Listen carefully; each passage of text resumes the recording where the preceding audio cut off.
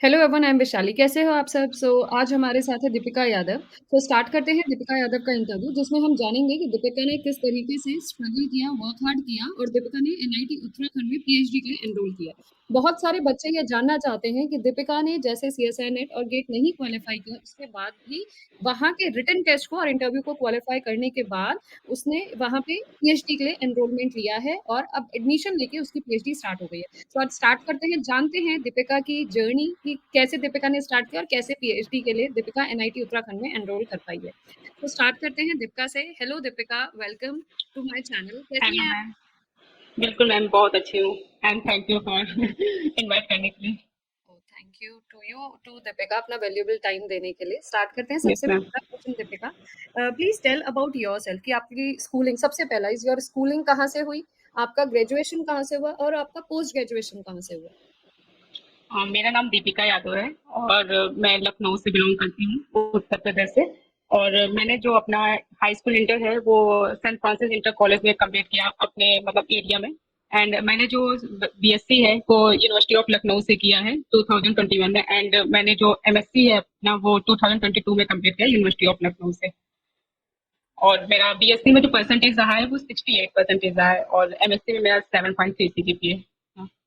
7.3 CGPA, okay, मतलब approx 73 point something percentage तुम्हारा MSc में रहा है। ठीक है। Yes ma'am, yes ma'am. आप from how many years you are preparing for CSI NET और गेट? आपने एमएससी के साथ शुरू किया या बीएससी में? आपको सबसे पहले क्वेश्चन तो है कि पता कब चला सीएसआई नेट एग्जाम के बारे में या गेट के एग्जाम के बारे में, और दूसरा इसमें सब पॉइंट ये है कि आपने प्रिपरेशन कब से शुरू करी? Yes ma'am. वैसे तो मुझे ऐसा लगता है कि एमएससी के साथ ही प्रिपरेशन करना बेटर रहता है कि अगर आपको पता हो तो आप एमएससी के फर्स्ट सेमेस्टर से या फिर आप जो भी फर्स्ट ईयर है आप वहां से स्टार्ट कर दें, क्योंकि आपका बेसिक पूरा कंप्लीट हो जाता है। लेकिन मुझे ये चीज पता नहीं थी, ना ही किसी ने कोई गाइड करने वाला था घर में। तो मैंने जो है वो मतलब कि एमएससी जब मेरा फाइनल हो गया तो उसके बाद मैंने कंप्लीट किया। एक्चुअली मेरा हेल्थ इशू हो गया था तो मेरा 1 ईयर का गैप हो गया जिसमें मैं प्रिपरेशन नहीं कर पाई, तो मेरा बेसिक भी वीक ही हो गया हम्म। प्रॉपरली। तो फिर इसके बाद मैंने 2023 से मतलब फिर स्टार्ट किया, मतलब कि कंटिन्यू मैंने उसको किया कि अपना प्रिपरेशन। बट जैसे ही अगर आप एमएससी में हो तो बेटर होता है कि आप अभी से स्टार्ट कर दें। ठीक है, तो एक पॉइंट हमें यहाँ पे मिला है दीपिका की तरफ से कि अगर आप एमएससी परसुइंग हैं और आप चाहते हैं असिस्टेंट प्रोफेसरशिप में जाना या फिर कोई प्रोजेक्ट या फिर पीएचडी में एनरोलमेंट लेना, तो बेटर है कि आप एमएससी के थ्रू ही अपनी प्रिपरेशन को स्टार्ट कर दें, या एमएससी में जब एनरोल करें यस। तो प्रिपरेशन के लिए बुक्स के लिए पता करना शुरू कर दें। और एक बार जर्नी शुरू हो जाएगी तो आप आगे बहुत सारे पैरामीटर्स हैं जो सीख लेंगे। नेक्स्ट पॉइंट इसमें दीपिका ये है कि आपको जैसे अगर हम समझे तो 2023 ऑनवर्ड्स आपने सीएसआई नेट की प्रिपरेशन करनी शुरू करी है ना, 23 से? Yes ma'am. ठीक है। यस तो मैम। आपने जो उत्तराखंड का ये एनआईटी उत्तराखंड जो एग्जाम क्वालिफाई किया है, तो इसका प्रोसेस क्या है? पहले तो क्या तरीका है वहां तक पहुंचने का, और दूसरा ये रिटन टेस्ट या इंटरव्यू, इनका एलिजिबिलिटी क्राइटेरिया क्या है? तो दो चीजें बताइएगा। जो भी बच्चे इस फील्ड में जाना चाहते हैं और सीएसआई नेट की प्रिपरेशन कर रहे हैं, तो वो कैसे पहुंचे, कैसे पता चलेगा कि कब ये निकल रही है वैकेंसीज? दूसरा, इनकी एलिजिबिलिटी क्या रहती है? Yes ma'am. तो जो मतलब कि जो हमारा एंट्रेंस एग्जाम होता है उनका एक टाइम होता है, सभी जो भी एनआईटी आईआईटी होती है सबका टाइम होता है। एक तो वो आते हैं जनवरी या फरवरी में, मतलब कि आपके फॉर्म से स्टार्ट हो जाते हैं।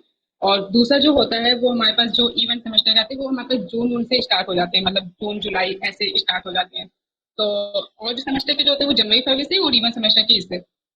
तो मतलब कि सबसे पहले तो ये है कि आप ऐसा कोई वेबसाइट या फिर ऐसा यूट्यूब पे आप बहुत सारे देखते हो, टेलीग्राम चैनल्स होते हैं तो वहाँ पे पीएचडी के बहुत सारे नोटिफिकेशन वो देते रहते हैं। तो आपको तो देखना पड़ेगा कि अगर आपको वहाँ पीएचडी करनी है तो आपको वहाँ पे नोटिफिकेशन देखना पड़ेगा। तो सभी एनआईटी का अलग अलग रूल होता है, जरूरी नहीं है कि सब जगह वहाँ पे गेट या फिर जैसा नेट पूछे कि हाँ आप क्लियर है तभी आप अप्लाई करो। तो कुछ ऐसे होते हैं फॉर्म को एक तो सबसे पहले सबसे अच्छे से आपको मतलब पढ़ना चाहिए, क्योंकि कभी कभी होता है ना कि हम लोग पहले ही छोड़ देते हैं कि नहीं सब में तो ज्यादा एनआईटी आएगी तो आपको नेट गेट लेगी ही लेगी। ऐसा नहीं होता है, फॉर्म को एक बार अच्छे से रीड करो आप, उसमें वो क्या क्या पूछ रहा है। कुछ ऐसी सीटें होती है जैसे कि अभी हमारा जो एनआईटी उत्तराखंड में था, तो मतलब कि पूरे डिपार्टमेंट में थे उसने सिर्फ 2 सीटें सिर्फ स्पॉन्सर के लिए दे रखी थी। तो मैंने क्या किया, फॉर्म आया और मैंने सिर्फ एनआईटी उत्तराखंड का ही डाला था। तो मैंने उसको डाल दिया क्योंकि 500 का फॉर्म था तो ज्यादा बड़ा अमाउंट नहीं था, आप डाल सकते हो अगर आपको करनी है तो मैंने वहां पे फिर फॉर्म डाला। फिर इसके बाद डेट भी एक्सटेंड वो कर देते हैं, अगर जैसे बच्चे कम फॉर्म फिल करते हैं तो वो डेट एक्सटेंड कर देते हैं। तो फिर से वही डेट एक्सटेंड हुआ तो मेरा फिर और प्रिपरेशन के लिए टाइम मिल गया, क्योंकि वो जब आपके पास क्योंकि जैसे ही फॉर्म फिल हो जाता है मतलब 10 दिन का टाइम देते हैं, उसके बाद वो 10 दिन के बाद ही आपको रिटर्न और इंटरव्यू के लिए बुला लेते हैं। तो प्रॉपर्ली आपको 10 दिन का ही टाइम मिलता है। तो फिर मैंने वहीं से फिल किया और फिर सर यहाँ पे देखो 3 चीजें वो होता है। एक वो पूछता है कि सीएसआर नेट और गेट, उसमें क्लियर रहता है कि अगर सीएसआर नेट और गेट आपका है तो उसमें आपको फेलोशिप मिलेगी। एक होता है सेल्फ स्पॉन्सर, तो उसमें फेलोशिप नहीं मिलती है, बट ये है कि आप जो भी आपका इंस्टीट्यूट होता है वो फेलोशिप देती है आपको। मतलब जैसे कि सेंट्रल कॉलेज यूनिवर्सिटी वो 8, या यस मैम, जैसे सेंट्रल यूनिवर्सिटी होती है वो 8,000 देती है और जो जो एनआईटी होती है वो आपका 12,000 देती है पर मंथ बच्चों के लिए। तो वो है। और जैसे कि अगर मान लो कि आप सेल्फ स्पॉन्सर्ड हो, तो उसमें ये है कि आप अपनी तरफ से मेहनत करनी पड़ेगी, क्योंकि वो आपका जो मतलब कि होता है कंपटीशन, वो आपका नेट गेट वाले बच्चों के साथ होता है, क्योंकि आप सारे डिपार्टमेंट में से 2 सीट में आपको लेनी है अपनी एक जगह। तो उसके लिए आपका इंटरव्यू अच्छा होना चाहिए, रिटर्न में अच्छे नंबर आने चाहिए, 70% तो नंबर आ ही जाए, और प्लस आपका इंटरव्यू अच्छा होना चाहिए। अगर रिटर्न तो भी मतलब हो रहा है, आप क्वालिफाई कर रहे हो, बट अगर इंटरव्यू आपका अच्छा हो गया तो 100% है आपकी सीट एक पक्की है। ओके, सो इससे हम ये समझेंगे कि इस तरीके के जो वैकेंसीज निकलती हैं कॉलेजेस की, यहाँ पे 2 तरीके की वैकेंसीज निकलती हैं। एक निकलती है सेल्फ स्पॉन्सर्ड और एक निकलती है आपकी सीएसआई नेट और गेट क्वालिफाई बच्चों की। यस, यस जिनकी मैम। स्कॉलरशिप है, सीएसआई नेट गेट की जो अपनी स्कॉलरशिप है वो मिलती है, लेकिन व्हाइल जो स्पॉन्सर्ड है उसमें इंस्टीट्यूट के द्वारा आपको फेलोशिप्स मिलती हैं। एनआईटीज आईआईटीज 12,000 देती हैं और बाकी सेंट्रल यूनिवर्सिटीज 8,000 रुपए देती हैं। फिर आपने ये कहा कि आपने 2 राउंड ऑफ इंटरव्यूज क्वालिफाई किए, पहला रिटन टेस्ट था और फिर आपका इंटरव्यू था। तो आपका यस, रिटन टेस्ट में आप कह रहे हो कि 70 प्लस परसेंटेज आनी चाहिए रिटन टेस्ट में, या 70 यस प्लस मैम। आने चाहिए अगर 100 में से, और आपका इंटरव्यू भी बहुत बढ़िया होना चाहिए। तो ये दोनों चीज़ें आई होप को क्लियर हो गई होंगी। और दूसरी, जैसे स्टूडेंट्स ये पूछते हैं कि कहाँ से पता चला, तो आप कह रहे हो टेलीग्राम ग्रुप के थ्रू या वेबसाइट्स के थ्रू, एनआईटीज़ यस उत्तराखंड की मैम। वेबसाइट्स आप चेक करते रहे जून, जुलाई और दिसंबर, जनवरी के टाइम पे, मतलब ऑड इवन और आई थिंक विंटर और समर सीज़न के टाइम पे ये निकलती हैं, तो उस टाइम पे यस आप मैम। चेक। अब next question is mine is कि जो आप कह रहे हो ना रिटन टेस्ट, उस रिटन टेस्ट में क्या पूछा गया आपसे? पहली बात तो मैम, सब एनआईटी का अपना एक सिलेबस होता है। मतलब कि कुछ एनआईटी होती है जो प्योर का करवाती है, मतलब कि पीएचडी, और कुछ होती है वो अप्लाइड पे करवाती है। तो एनआईटी उत्तराखंड जो है वो अप्लाइड मैथमेटिक्स के लिए है। तो वो अपना ही सिलेबस है। अब जैसे यहाँ पे फ्लूइड मैकेनिक्स है, अपना ऑर्डिनरी डिफरेंशियल इक्वेशन है, पार्शियल डिफरेंशियल इक्वेशन है, न्यूमेरिकल एनालिसिस है, कैलकुलस है, तो उसने और एलपीपी है, तो उसने इसी पे रिटर्न लिया। तो जिस भी एनआईटी में आप अप्लाई कर रहे हो, तो वहाँ पे एक बार सिलेबस वहाँ का देख लो, क्योंकि वो रिटर्न में वही आपसे पूछे। और क्वेश्चन जो ज्यादातर होते हैं वो हमारे पास जो आते हैं सीसार नेट में मैम, जो आते हैं ना पीवाईक्यूज, तो ज्यादातर, और वो गेट के पीवाईक्यूज, तो वही पूछता है वो। ज्यादातर वो पीवाईक्यूज पूछता है। वहाँ के सिलेबस एक बार देख लो कि वहाँ पे अप्लाइड है कि प्योर है, जो भी है, तो उसका देख के वहाँ पे कर लो। और अगर इंटरव्यू, मतलब सिलेबस, किस सिलेबस की बात कर रहे हो आप? एमएससी के सिलेबस की बात कर रहे हो या पीएचडी में जो रिसर्च चल रहा है उसके सिलेबस की बात कर रहे हो, या रिटन टेस्ट का वो लोग सिलेबस बताते हैं? नो मैम, हम लोग जो देते हैं ना, जो एमएससी बीएससी में जो भी पढ़ते हैं, उसी का वो लेता है। और जो सीएसआर नेट और गेट में हम लोग का जो आता है वही सिलेबस आता है उसका बस। दैट मींस कि आप NIT, for an example NIT Uttarakhand के बारे में बात करें तो उसकी एमएससी का सिलेबस आप एक बार जाके डाउनलोड कर लो, उसको यस क्रॉस मैम। चेक कर लो कि वो प्योर पे वर्क कर रहा है या अप्लाइड पे वर्क कर रहा है, उसके अकॉर्डिंग आप अपने वो सब्जेक्ट्स स्ट्रांग कर लो। यस मैम, अभी तो मैम इसके अक्टूबर में फॉर्म आने वाले हैं एनआईटी उत्तराखंड के। है ना? तो वो वाले यस। सब्जेक्ट आप स्ट्रांग कर लीजिए, ठीक है। हम्म। तो आपको ये तीसरा पॉइंट भी क्लियर हो गया कि कैसे अप्लाई करना है, रिटन टेस्ट इंटरव्यू होता है, रिटन टेस्ट की कैसे तैयारी की जाती है। तो आपने कौन-कौन से सब्जेक्ट्स तैयार किए थे, दीपिका? मुझे तो मैम आइडिया नहीं था कि पहले मैं तो पूरा चेस एंड नेट का कंप्लीट पढ़ के गई थी, बट मैंने फिर अप्लाई ज्यादा कंप्लीट किया था, क्योंकि मैंने जब वहाँ का सिलेबस देखा तो वहाँ पे अप्लाई ज्यादा था। तो मैंने अपने न्यूमेरिकल, आपका जो यूट्यूब चैनल है ना, मैंने उससे जितने भी मतलब न्यूमेरिकल एनालिसिस वहाँ से बहुत अच्छी मेरी कंप्लीट हो गई थी। तो मुझे अदर देखना, क्योंकि वहाँ पे आप रिवीजन भी करवा रहे थे, प्लस हुँ। साथ में एक एक क्वेश्चन उसका प्रैक्टिस दिखाए, तो वो सबसे अच्छी चीज है कि हम थ्योरी में पढ़ रहे हैं, साथ में 2-3 क्वेश्चन प्रैक्टिस कर रहे हैं, तो हमें पता चल रहा है कि हम क्या कर रहे हैं उसमें, हुँ। क्योंकि थ्योरी पढ़ने से कुछ होता नहीं है। तो ओके, फिर मैंने कैलकुलस वहीं से पढ़ा, और जितने भी प्योर पार्ट मतलब अप्लाइड पार्ट थे मैंने वहीं से कंप्लीट किया आपके यूट्यूब चैनल से। तो वो ही सफिशियंट है मेरे लिए रिटर्न से, तो और मैंने रिटर्न के लिए कहीं देखा नहीं है। ओके, तो कहने का मतलब है आपने हमारे यूट्यूब चैनल के थ्रू अपनी जितनी भी प्रिपरेशन है ऑफ यस अप्लाइड मैम। आपने वहीं से स्ट्रॉन्ग कर लिया। जो मैं आपके मैराथन सीरीज़ या क्विक रिवीजन लेती हूँ that is enough for you to grasp yes all, ma'am. उसी से आपने वहाँ पे जाके अपना रिटन पूरा क्वालीफाई कर लिया। ठीक है, अब आते हैं नेक्स्ट कॉन्सेप्ट, नेक्स्ट टॉपिक पे एक्चुअली, कि इंटरव्यू में क्या-क्या क्वेश्चन्स पूछे और इंटरव्यू में कितने बच्चे आए थे उस दिन? इंटरव्यू में एक्चुअली मैम मेरे में टोटल 21 कैंडिडेट थे, तो उसमें जो मतलब सिर्फ 6 बच्चों का ही रिटर्न क्वालिफाई हुआ था। ओके, तो हाँ, उस 6 में 4 लोगों का सिर्फ इंटरव्यू हुआ था, मतलब जो क्वालिफाइड हुए थे इंटरव्यू। तो ओके, तो इंटरव्यू में क्या था? 24 ने अप्लाई किया था? मतलब अप्लाई तो ज्यादा बच्चों ने किया था, बट 21 सिलेक्टेड हुए थे, मतलब कि पीएचडी के रिटर्न और इंटरव्यू के लिए। ओके, तो आप कह रहे हो लास्ट में जो फाइनल इंटरव्यू हुआ वो 4 स्टूडेंट्स का हुआ? 6 का हुआ था जिसमें 4 क्वालिफाइड हुए। ओके, 4 क्वालीफाई हुए। ओके, तो आप यस यस। इंटरव्यू में अपना बता सकते हो कि आपका एक्सपीरियंस कैसा रहा? क्या पूछा उसने आपसे? मतलब कितने लोग मैम, बैठते हैं, कितने प्रोफेसर्स बैठते हैं? हाँ मैम, ऐसे डिपार्टमेंट के सभी प्रोफेसर बैठते हैं, एचओडी भी बैठती है साथ में। और वहाँ पे जो है, सबसे पहले तो वो पूछते हैं कि आपका इंटरेस्ट ऑफ एरिया क्या है, वो पहले पूछते हैं। तो सबसे पहले आप जब भी इंटरव्यू के लिए जा रहे हो ना, तो कम से कम 3 पेपर तो कंप्लीट तैयार रखो, क्योंकि हो सकता है कि आपसे ये ना पूछे कि इंटरेस्ट ऑफ एरिया क्या है, तो एटलीस्ट आप 3 पेपर के बारे में तो बता ही सको कि मैंने ये पढ़ा है।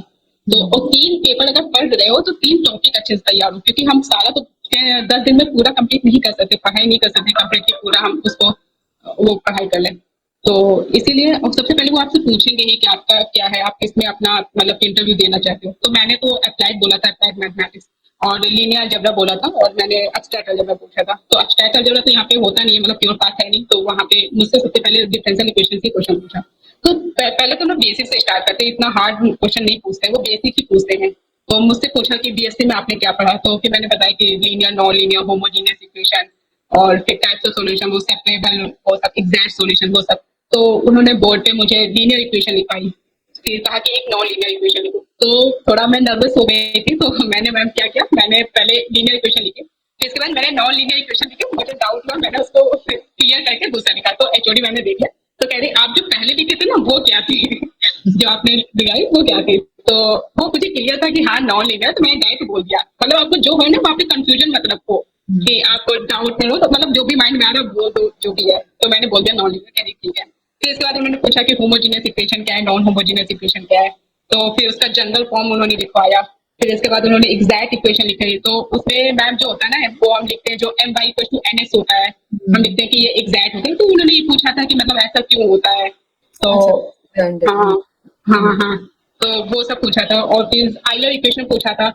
कह रहे थे कि वेरिएबल के साथ आप कैसे लिखोगे, तो उसको तो कह रहे थे उसका नाम क्या है, तो मैंने बताया कि आइलर इक्वेशन है। फिर इसके बाद मतलब ऐसे, क्वेश्चन में ही घुमा दिया तुम्हें? हाँ तो मतलब उन्होंने फिर इसके बाद मुझसे कहा कि अच्छा ठीक है, तो फिर पूछे केमिस्ट्री में आपने क्या पढ़ा, तो मैंने एक इक्वेशन वैसे वेव इक्वेशन फोरियर बता दिया, तो फोरियर तो उन्होंने नहीं पूछा। अच्छा, और पीटी। हाँ हाँ हाँ, तो ऐसे ही मैम सब उन्होंने बेसिक क्वेश्चन ही पूछे। फिर इसके बाद पूछा कि चलो अच्छा ठीक है लीनियर के बारे में बात करते हैं, हमने कहा यस। तो उन्होंने रैंक के बारे में पूछा, तो कहा कि रैंक आप कैसे निकालते हो, तो हमने कहा कि इक्वल फॉर्म में कन्वर्ट करके नॉन जीरो कॉलम्स में फाइंड। तो कह रहे अच्छा ठीक है। तो उन्होंने कहा कि हम ऐसे तो निकालते हैं, और दूसरा मैथड हमें बता दो कि और अगर आपको निकालना हो तो। मैम वो प्रिंसिपल माइनर होता नहीं, 1+1 2+2 का डिटरमिनेंट नॉन जीरो हो जाए, तो ये पूछा था। फिर इसके बाद उन्होंने ट्रेस के बारे में पूछा कि ट्रेस क्या होता है। तो ऐसे ही उन्होंने नॉर्मली क्वेश्चन मेरे से पूछे थे सारे। मतलब काफी बेसिक कॉन्सेप्ट्स थे क्वेश्चंस के, लेकिन आपको कनेक्टिविटी आनी चाहिए कि वो चेक कर रहे हाँ हो कि आप कौन से डॉट्स कनेक्ट कर पा रहे हो या नहीं, और कहाँ पे आप रुक रहे हो।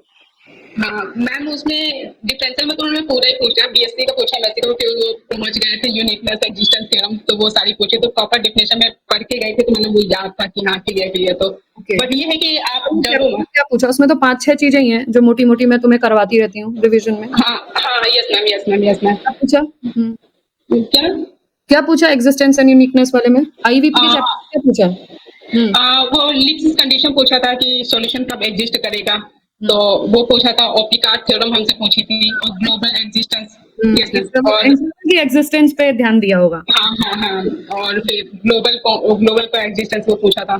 तो वही सब पूछा था। बस ये है कि अगर आप जो पेपर बोल रहे हो, दोनों एक ही पेपर, बट वो क्लियर हो आपका। हाँ एक्चुअली तो मतलब जो भी आप बता रहे हैं कि मैंने ये प्रिपेयर किया है, तो दैट मीन्स एडी टू चोटी या फिर टॉप टू बॉटम आपको वो प्रॉपर यस ही आना चाहिए। आपको यस उनके मैम टॉपिक्स के अंदर सब टॉपिक्स, जो मैं कहती हूँ कि चैप्टर के अंदर सब चैप्टर्स वो बिल्कुल फ्लो चार्ट के थ्रू पता होना चाहिए।